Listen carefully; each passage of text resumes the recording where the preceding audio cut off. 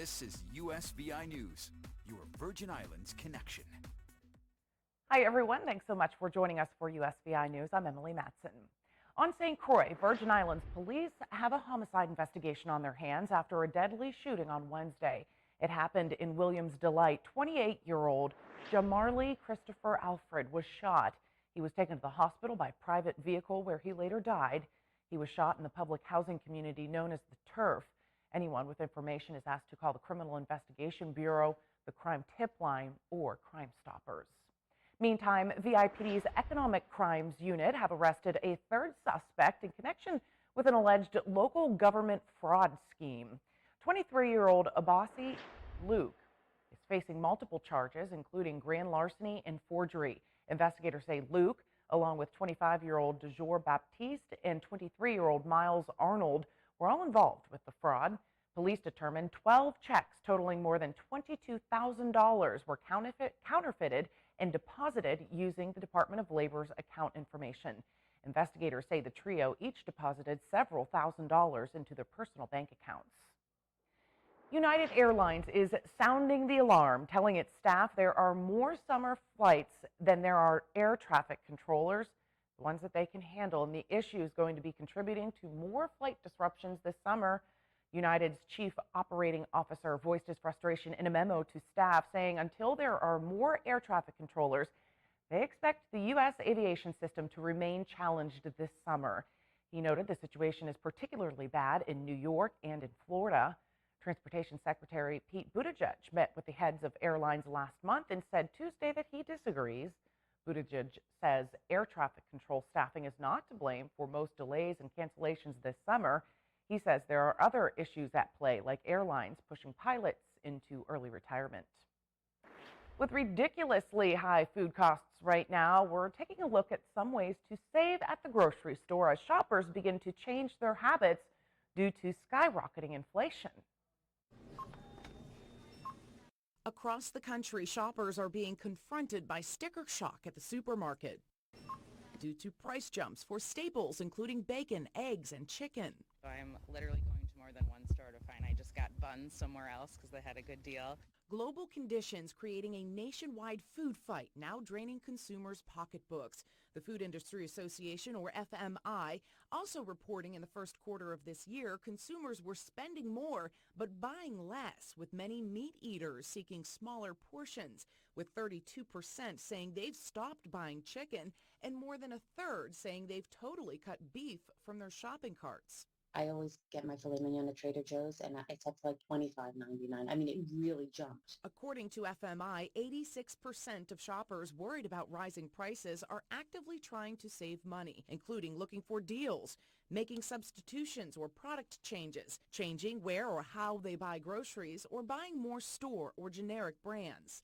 Personal finance experts like Gina Zakaria insist even in this inflation-fueled climate, it is possible to save. I create menus that my family loves, and I save money every single month. Posting tips and tricks to her nearly 2 million TikTok followers. Really look at what you are buying every single week and find ways to optimize the things that you're buying. I will buy 3 or 4 pounds of onions, come home, chop them all up at once in the food processor, put them in freezer bags and freeze them, and then I have onion for a month. Experts also recommend using tech to help find your go-to items at the best prices, including local grocery store apps, as well as third-party platforms like Flip.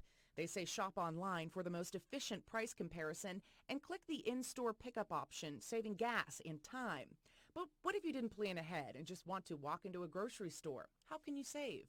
One of the greatest proteins you can get are canned beans, you can get rotisserie chicken, and then just look for frozen veggies, and you'll find that they are much less expensive. Security concerns involving the popular social media app TikTok are growing. Lawmakers are citing issues with how it is using users' data, and Apple and Google are being pressured to remove TikTok from their app stores, citing national security concerns. In today's Consumer Watch, Jen Sullivan has a closer look at how TikTok is responding. Is the world's most popular app, TikTok, a national security risk?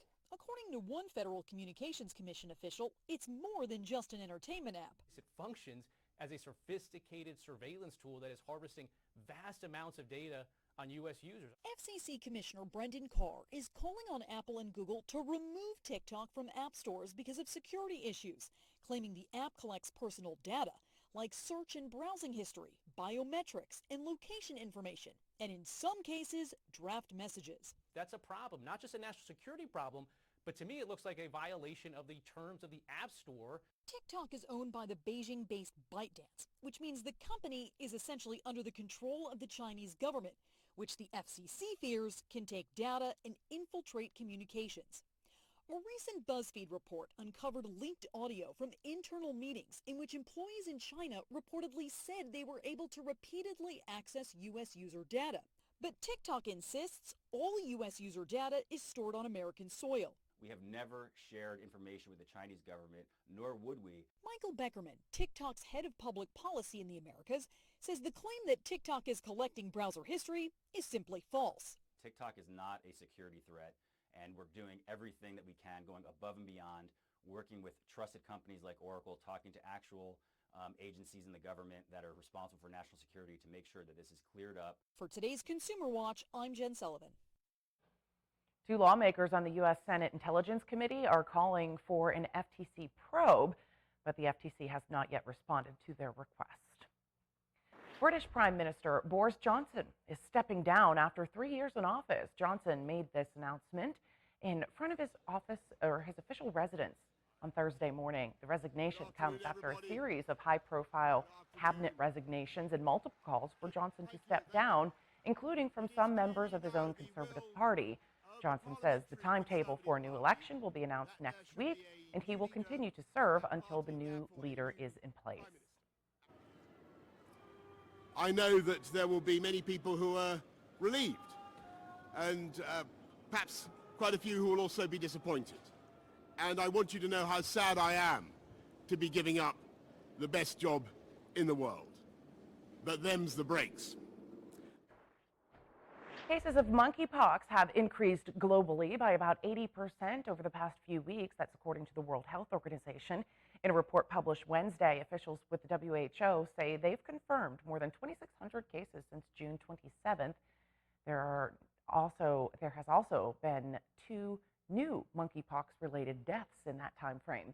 So far, there's been a worldwide total of 6,027 cases from January through July 4th. More than 5,000 of them were reported in the European region.